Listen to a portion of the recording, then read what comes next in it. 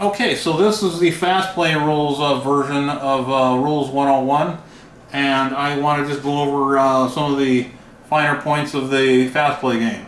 So everybody who watched maybe the game didn't catch all the details of some of the nuances that may be part of that game, I'll cover here, and we'll go over every action as well. Alright, so let's do that. So again, when you play the starter game, I won't go over those the deck building format, where your master deck consists of 6, and you have to have 3 guys that are 3 or less. So let's assume this game's already in motion, and you got your guys out 3-on-3 going. Your starter, your remaining 3 are here, your deck, and you draw from these guys. All right. So what we got is let's cover a few situations. And I happen to have 3 experts on this side, so that's not the norm. So just so we got those. Let's say this is an example. But all right, let's see. For example, let's say he's not there. Just put him for there, and I'm on offense over here, and I have 3 experts. No, I have 3 supers on the field, and I want to. And then I start my action phase with 3, as such, and I don't remember to flip him. So I said, let's attack.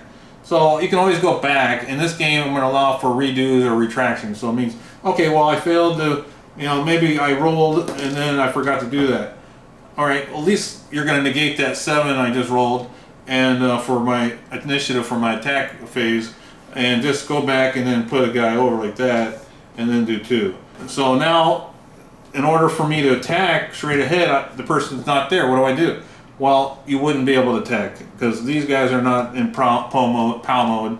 All right, some other things to know is that, let's say I'm attacking and I hit a guy. We both are in POW mode, and like I showed in the video, if you knock out a guy, he goes under the super deck. He's discarded as a KO. These spots are vacant. All right, so that's important to remember to see. If I get down to where everybody's gone but these 2 guys, and basically they're going back and forth, and on this side I hit him, and you both go out at the same time, the winner is the attacking side. All right, so they're both players are defeated at the same time. The winner goes to the attacking side. All right, so that's covered.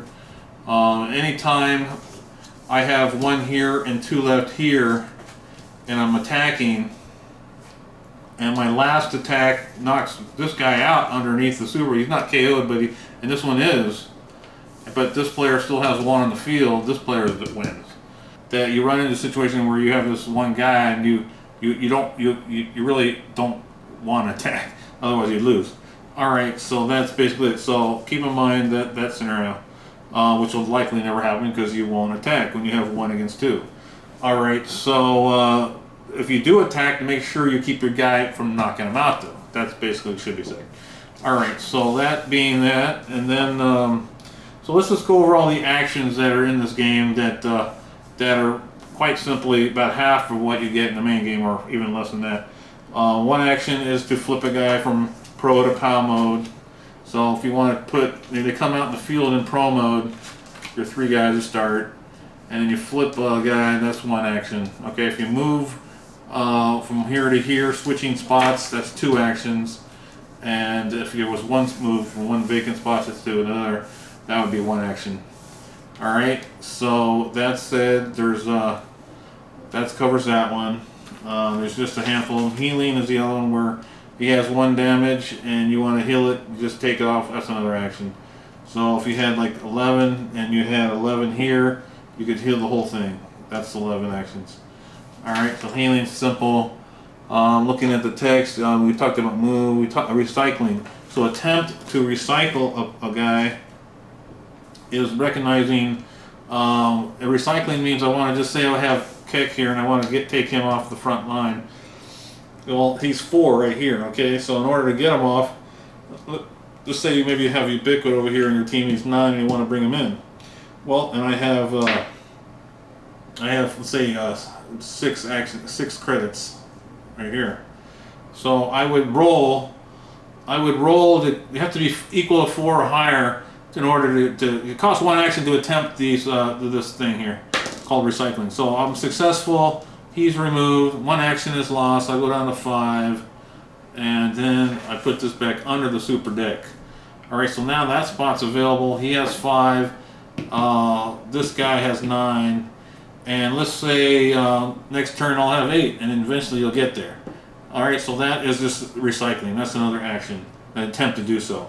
You cannot do a redo of retraction. I don't know if I mentioned, but while you're playing, if someone forgets to do something, that's one maneuver you can't redo. Is to do a redo. You can't say, well, I don't want to do that that recycle, because it does cost an action to do that. You can't redo the recycle maneuver. Just so you know, it's important to do so. Whenever someone wants to do recycling, let's say 4, and you roll and you fail, like in this case, you say you roll a 1, it still costs you an action, but you can't go back and say I want to do it again and gain that action back. That would not be right.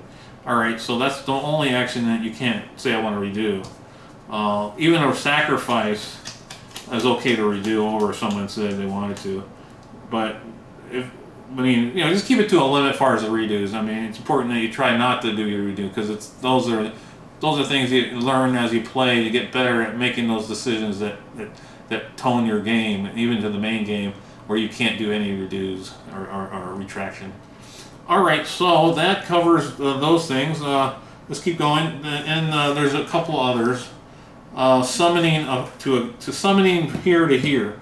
We talked about that, where it requires the amount of super rank, the count of actions to meet this number. So to do that, I would have to have 9. All right. Now, one way to do it, let's say I want to bring out a big guy and I have him as a 4. Let's say I have 5 here.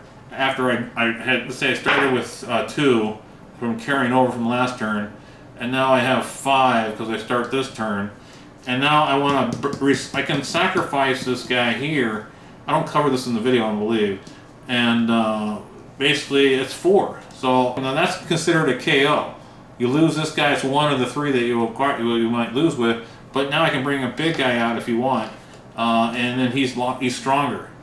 And I think that is it for actions. So we talked about everyone. We talked about flipping a frontliner from POW to Pro or Pro to POW. Providing the super does not have damage. So, you can't flip a guy who has damage. Alright?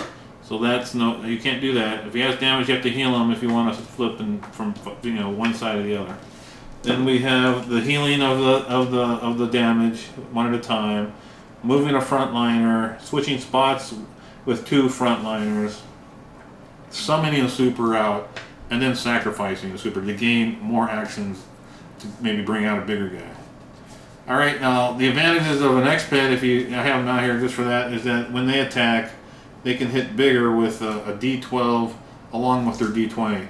Remember, the standard way of attacking is just roll a D20 against the opposition's yellow D12. So that's their typical deal, and the difference here is how it's done, 3, etc. So you see that in the demonstration, certainly. But as far as the X-Pet, you get to roll like this each time. So he rolls a 9, 2 6s, here's 12. That's it. That's the only difference. Okay, so even though it's harder to get these out, they have a larger chance of knocking a guy out. And you may want this guy out to just knock out, line him up with another big guy, so you can knock him out easier. So that's X-Pets. Although you would say, well, what's the real advantage if you bring him out and you want to? He'll be knocked out. He'll leave once you knock him out. The game is fast, so 3 guys get knocked out. So sometimes a timely big guy needs to be brought in to knock out a bigger guy. Sacrificing isn't generally the best way to do it. So just being clever with storing your actions, building them up to bring a big guy is good. Okay, so I just want to cover damage real quick. I know the demonstration shows damage distribution, but it's just simple let's take a look. So I have Gizcore hitting Ubiquita with, they say, 12 damage. He goes, you mark it with 12. Next turn, Ubiquita is still in this mode. You hit him with 7. He's then forced to go to POW mode. The 2 that's over, it requires 18. If he was hit with 5 and had 17, he would not be flipped. Alright, you had 17 damage, that would not be enough. So with 18 or 19 or higher, it would go over. So with no carryover damage is allowed. So if he hits it with 2 big ones, he would just be flipped over and no damage would then be carried over. So that would then force him to be in this mode to manage the damage. Again, when you battle with the with X-Pets, you're going to roll a D20 and a D12 for offense, and the same D12 yellow for defense for all attacks. So every super, no matter what kind it is, always roll that. And in this case, he hits so 24 against 9 would be how this attack would go, and that subtraction is 15. So 15 would hit Ubiquita, and it still wouldn't be enough to knock him out. So that would be then marked with your white damage counters, 15. So that's basically it. So just covering damage and how you look at it and such. Even in pro mode, we discussed that. It has to be over. Alright, so that is damage for the fast play, and this damage distribution works just like the other game, the main game. So you're learning the basics playing the fast play game. Thanks.